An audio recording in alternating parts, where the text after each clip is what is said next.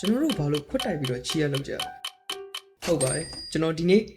ဘာလို့ခွတ်တိုက်ပြီးတော့ချီရလောက်တယ်ဆိုတဲ့သမိုင်းကြောင်းကိုကျွန်တော်ပြောပြချင်ပါတယ်လွန်ခဲ့တဲ့နှစ်တရာလောက်ကဘယင်ကန်တွေကသူတို့ကိုလှုပ်ကြံပြီးတော့မှအစိတ်ခတ်မှကြောက်ကြတယ်ခွတ်တိုင်ကြတယ်ခက်ပြင်းပြင်းလေးတိုက်လေးရှိကြတယ်ဘာလို့ခက်ပြင်းပြင်းလေးတိုက်တာလဲဆိုတော့ခက်ပြင်းပြင်းလေးတိုက်ချင်အပြင်ကျွန်တော်တို့ဒီဘက်ခွက်တွေကအရည်တွေကလည်းဒီဘက်ခွက်တွေကိုရောက်တယ်ဒီဘက်ခွက်တွေရဲ့အရည်တွေကလည်းဒီဘက်ခွက်တွေကိုရောက်တယ်အဲ့တော့ဒီတစ်ခွက်ခွက်ထဲမှာစိတ်ရှိတယ်ဆိုရင်မင်းနဲ့တေးငါလည်းတေးအနေကိုမျှယူလိုက်တဲ့သဘောပဲဗျာပြီးတော့သူတို့မှာယုံကြည်ချက်တစ်ခုရှိတယ်ခွတ်တိုက်လိုက်ခြင်းဖြစ်ခွတ်တိုက်လိုက်တဲ့ထွက်လာတဲ့အတန်မကောင်းဆိုးဘောဝိညာဉ်တွေကိုထွက်ပြေးစေတယ်ဆိုတဲ့ယုံကြည်ချက်သူတို့မှာရှိတယ်အဲ့တော့ကျွန်တော်တို့အရက်ကမကောင်းဆိုးဘောဝိညာဉ်တွေကိုဆွဲဆောင်တယ်ခွတ်တိုက်လိုက်တဲ့အတန်မကောင်းဆိုးဘောဝိညာဉ်တွေကိုကြောက်လန့်ပြီးတော့မှသူတို့ထွက်ပြေးသွားစေရဆိုတဲ့ယုံကြည်ချက်ရှိတယ်ဒါကသမိုင်းမှာ brother တို့ယုံကြည်လဲရတယ်မယုံကြည်လဲရပါတယ်အခုခေတ်မှာတော့ကျွန်တော်ချီးရလောက်တာတော့အောင်ပွဲခံတဲ့အနေနဲ့လောက်ကြတယ်ကျွန်တော်တို့ခင်မင်းရင်းနှီးမှုကိုပြတယ်ဆိုရင်လည်းလောက်ကြတယ်အဲ့တော့ကျွန်တော်တို့ချီးရလောက်ခြင်းရည်ရွယ်ချက်ကိုသိပြီဆိုတော့ကျွန်တော်တို့အခုပဲ border နဲ့သွားပြီးချီးရလောက်လိုက်ပါကျွန်တော်ကတော့နောက်ဗီဒီယိုမှာပြန်လာခဲ့ပါမယ် peace